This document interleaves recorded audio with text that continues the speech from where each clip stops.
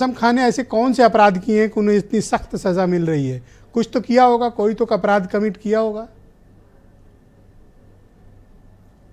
ब्रजेश भाई 2024 से 14 से जब से सरकार पलटी है भारत सरकार, और जब से इन्होंने एक सारी मामलात की धुरी जो है वो मुसलमानों को बनाया है, और ऐसे हालात में अब मुझे बड़ा अफसोस होता है। अभी आप ही ने ये कहा था कि लगभग 80 साल की उम्र है, और जिस अंदाज में समीर सिंह जी अभी जो कह रहे थे कि हमें मित्र भी बता रहे थे, और जिस तरह से ये अपने शब्दों का इस्तेमाल कर रहे थे, तो बड़ी शर्म आती है। अफसोस की बात है कि इतनी नफ़रत, और किस बात से नफ़रत। मैं तो ये समझता हूँ कि सिर्फ उन्होंने मौलाना मोहम्मद अली जौहर यूनिवर्सिटी जो बनाई है उस बात को ये डाइजेस्ट नहीं कर पा रहे, इसी बात को लेकर के। अब आप दूसरी बात ब्रजेश भाई ये समझ लीजिए कि सर्टिफिकेट अब्दुल्ला आजम का बनाने वाला कौन, बनवाने वाला कौन? बाप या माँ? बाप या माँ? अगर बाप ने अप्लाई किया है तो बाप कसूरवार, अगर माँ ने अप्लाई किया तो माँ कसूरवार। इसमें एक कसूरवार अगर है तो उसमें 3 लोगों को सज़ा कैसे दी जा रही, ये मुझे नहीं समझ में आ रहा है ब्रजेश भाई। ये क्या तो अदालत में तो उन्होंने दलीलें दी होंगी, केस लड़ा होगा, सबूत उनके खिलाफ होंगे, तभी तो जज ने इतनी सख्त सजा सुनाई है।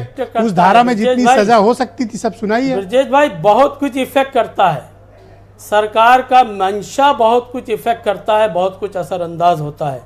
आप ये बताइए, सजा एक आदमी कर रहा है, जुर्म एक आदमी ने किया, सजा 3 आदमी को मिलेगी।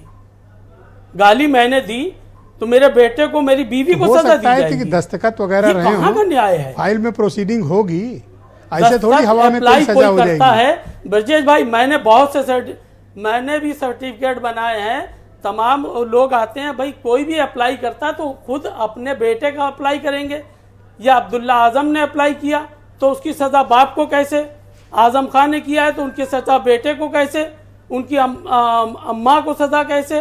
ये कौन सा न्याय है? बड़े अफसोस की बात है। तो ऊपरी अदालत में जाना चाहिए ना, अगर ये सजा हुई है तो ऊपरी अदालत में अपील करना चाहिए। मुल्क में मुसलमान होना ही सबसे बड़ी सजा है। इरफान सोलंकी को देख लीजिए आप, है उसकी बीवी रो रही है, इनको जो है तंजीम फातिमा का दर्द नहीं नजर आ रहा है।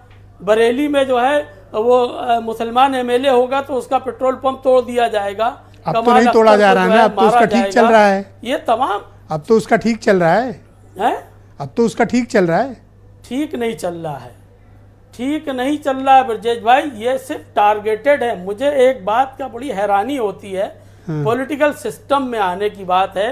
अभी अखिलेश यादव जी एक जगह माल्यार्पण करना था तो दीवार फान के चले गए। बड़ा अफसोस हो रहा है कि मुसलमान कह रहे हैं, स्टेटमेंट भी दे रहे हैं, फिर क्या तरीक़ेकार है लोकतंत्र के अंदर? क्यों नहीं सड़क पे आकर के विरोध करते हैं? अरे मुसलमानों ने सजा दी है तो अखिलेश यादव सड़क पे उतर के क्या कर लेंगे? आते हैं सड़कों पर। नहीं, एक मिनट एक बात बताओ, क्यों अगर कोर्ट ने सजा दी है, लोकतांत्रिक व्यवस्था के अंदर क्या नहीं हो सकता? मतीन भाई सुन तो लो, अगर कोर्ट ने सजा दी है, सड़क पर एक तरफा बहस से कोई फायदा नहीं है। ये जुल्म हो रहा है तो अगर उसके लिए एहतजाज करना चाहिए। सुन तो लो पहले, इतने साल सजा हो गई, अरे सुनो फिर आकर के जो है फिर तो तीनों को अलग अलग भेज दिया गया। आप क्या चाहते हो कि कोर्ट के फैसले के खिलाफ लोग सड़क पे आ जाएं? सिर्फ बदले की आप अनार्की चाहते हो? काम हो रहा है। मैं ये कह रहा हूँ कि अगर समाजवादी पार्टी के फाउंडर के साथ अत्याचार हो रहा है तो मैं दावे के साथ कह सकता हूँ समाजवादी पार्टी उनके साथ पूरी तरह से नहीं खड़ी है। तो आपने क्या किया आजम खान के लिए जब उनके साथ अत्याचार अच्छा, आप इतने बड़े पैरोकार हैं, आपने क्या किया? तो उसका लोकतांत्रिक ये सवाल ले नहीं रहे हैं, केवल बोले चले जा रहे हैं। Thank you. एहतजाज करना चाहिए था।